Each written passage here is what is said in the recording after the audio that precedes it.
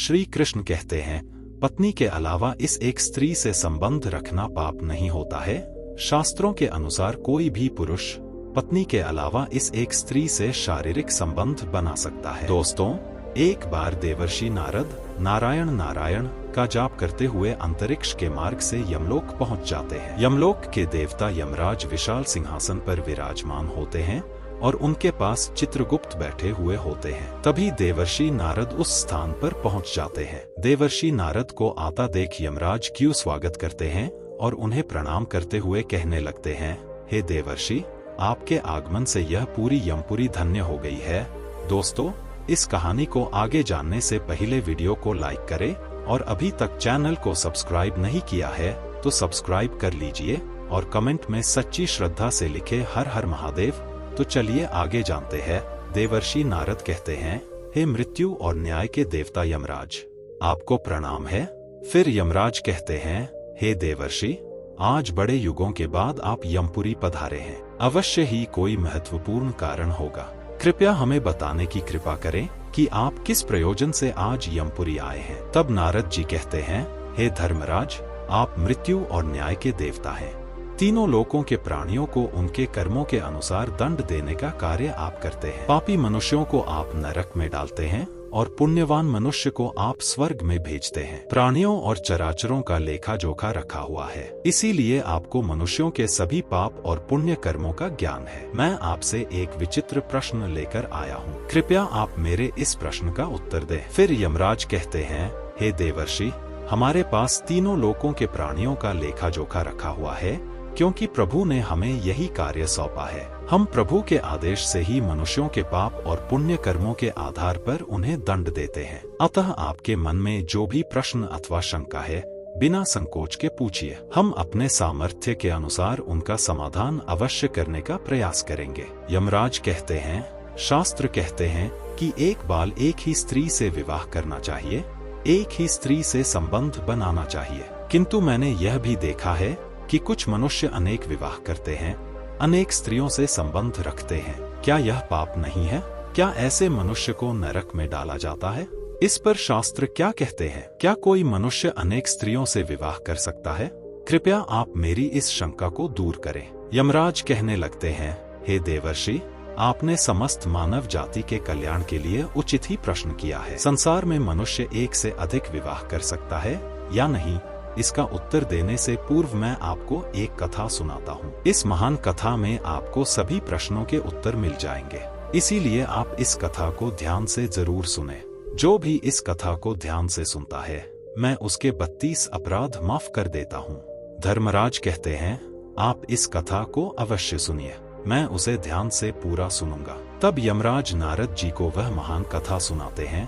प्राचीन काल की बात है, मध्य प्रदेश में एक अत्यंत शोभायमान नगरी थी। उस नगरी के एक अत्यंत गुणवान, बलवान और रूपवान राजा थे, जिनका नाम था धर्मपाल। धर्मपाल एक न्यायप्रिय राजा थे और उनकी प्रजा उनके न्याय से अत्यंत संतुष्ट रहती थी। राजा भी अपनी प्रजा की अच्छी तरह से देखभाल करते थे और उनकी सभी जरूरतों का ध्यान रखते थे। महाराज की सुकन्या नाम की पत्नी थी, जो अत्यंत सुंदर, गुणवान, चरित्रवान और पतिव्रता नारी थी। महाराज धर्मपाल और रानी सुकन्या बहुत ही दयालु स्वभाव के थे। वे हर प्रकार के यज्ञ, दान, धर्म तथा अनुष्ठान करते रहते थे। उनके साम्राज्य में सब कुछ था, किंतु केवल एक कारण से महाराज, महारानी और प्रजा दुखी रहते थे।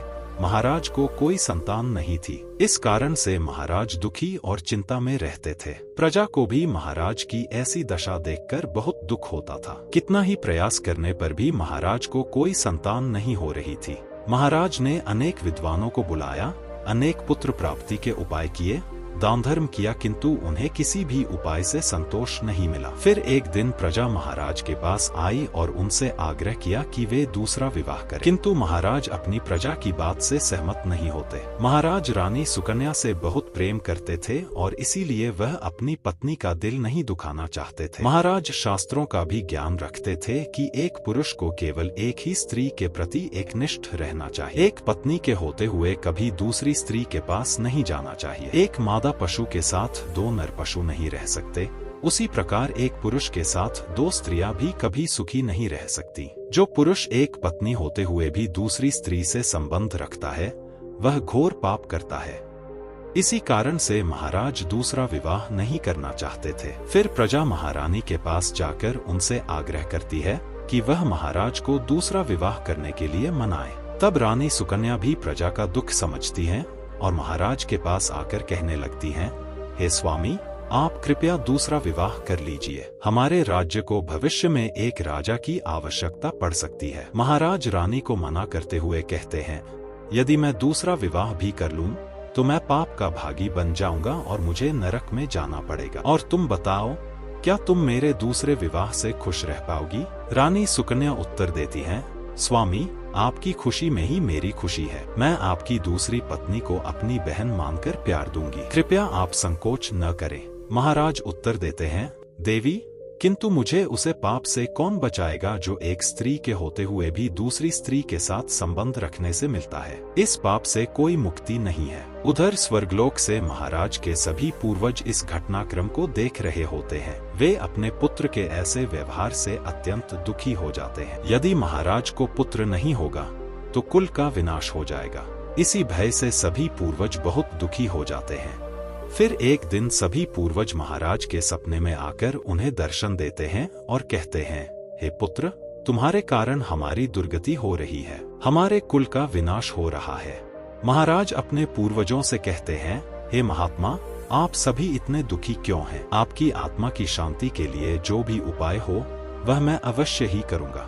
पूर्वज कहते हैं, हे पुत्र, हमारी मुक्ति का एक ही उपाय है, वह है तुम्हारी संतान। यदि तुम पुत्र को जन्म नहीं दोगे तो तुम्हारे साथ साथ हमें भी नरक में जाना पड़ेगा। हमारा संपूर्ण कुल और वंश नष्ट हो जाएगा। हे पुत्र, हम तुमसे विनती करते हैं कि तुम दूसरा विवाह करो। पुत्र के बिना मनुष्य को सद्गति प्राप्त नहीं होती है। पुत्र ही अपने माता पिता का उद्धार करता है और उन्हें मोक्ष दिलाता है। जब वह श्रद्धा करता है तो हमारे पाप नष्ट हो जाते हैं। जब वह पृथ्वी लोक पर दान धर्म करता है तो हमें स्वर्ग लोक में भोजन की प्राप्ति होती है। इसलिए हे पुत्र, तुम शीघ्र ही पुत्र की प्राप्ति के लिए कोई उपाय करो। अपने पितरों की बात सुनकर भी महाराज दूसरा विवाह करने के लिए तैयार नहीं होते। फिर सभी पितर दुखी होकर यमराज के पास जाते हैं और उनसे विनती करते हुए कहते हैं, हे धर्मराज, हमारे कुल की रक्षा कीजिए। हमारे पुत्र की कोई संतान नहीं है और संतान के बिना हमारा कुल नष्ट हो जाएगा। कृपया आप हमारे पुत्र को दूसरा विवाह करने की आज्ञा दें। यमराज कहते हैं,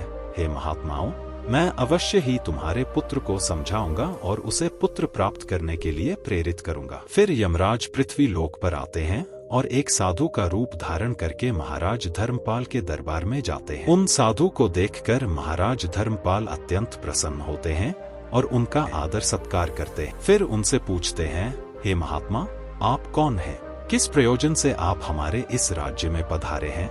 आपके मुखमंडल का तेज देखकर यह प्रतीत होता है कि आप अवश्य ही कोई बड़े तपस्वी हैं। तब वह साधु राजा से कहते हैं, मैं साक्षात यमराज हूँ। तुम्हारे पूर्वजों के द्वारा प्रार्थना करने पर ही मैं स्वयं तुमसे मिलने के लिए आया हूँ। वह साधु महाराज से कहते हैं, तुमने अपने पूर्वजों को रुष्ट कर दिया है, जिससे तुम्हारा सारा साम्राज्य नष्ट हो जाएगा। पुत्र के बिना तुम्हारी दुर्गति हो जाएगी और तुम्हें कभी मोक्ष की प्राप्ति नहीं होगी। मनुष्य को मोक्ष प्राप्ति के लिए पुत्र को जन्म अवश्य देना चाहिए। महाराज उत्तर देते हैं, हे धर्मराज, मैं विवश हूँ। मैं दूसरा विवाह करके पाप का भागीदार नहीं बनना चाहता हूँ। यदि मैं पुत्र के बिना जीवन व्यतीत करूँ तो बेहतर होगा। यदि एक पत्नी से पुत्र की प्राप्ति नहीं होती है और उसकी पत्नी उसे दूसरा विवाह करने की अनुमति देती है तो उसे दूसरा विवाह करने में संकोच नहीं करना चाहिए। यमराज कहते हैं, तुम्हारे न्यायप्रिय आचरण और अपनी पत्नी के प्रति एक निष्ठा को देखकर मैं अति प्रसन्न हूँ। किंतु हे धर्मपाल, एक मनुष्य दूसरा विवाह अवश्य कर सकता है, इसमें कोई पाप नहीं। यदि किसी पुरुष की पत्नी उसके दूसरे विवाह के लिए सहमति देती है तो वह पुरुष दूसरा विवाह निश्चित ही कर सकता है। धर्मराज के द्वारा ऐसे वचन सुनकर महाराज अति प्रसन्न हो जाते हैं और यमराज को धन्यवाद देते हैं। फिर यमराज उस स्थान से अंतर्ध्यान हो जाते हैं। महाराज धर्मपाल अपनी पत्नी सुकन्या के पास जाते हैं और उससे दूसरा विवाह करने की अनुमति मांगते हैं। रानी सुकन्या उन्हें दूसरा विवाह करने की अनुमति दे देती है। तब महाराज दूसरी स्त्री से विवाह कर लेते हैं, जिससे उन्हें सुंदर पुत्र रत्न की प्राप्ति होती है। उनके पूर्वज भी स्वर्ग लोक में प्रसन्न होते हैं और यमराज का बार बार धन्यवाद करते। तो दोस्तों, इस प्रकार धर्मराज ने नारद जी को स्त्री और पुरुष के विवाह और आचरण संबंधी महत्वपूर्ण ज्ञान दिया है। आपको यह कथा कैसी लगी?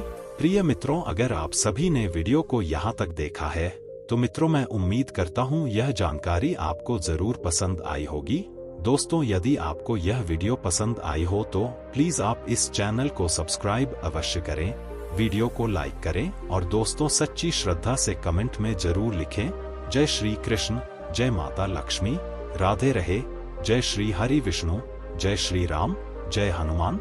साथ ही देवों के देव हर हर महादेव सदैव आप पर अपनी कृपा बनाए रखें।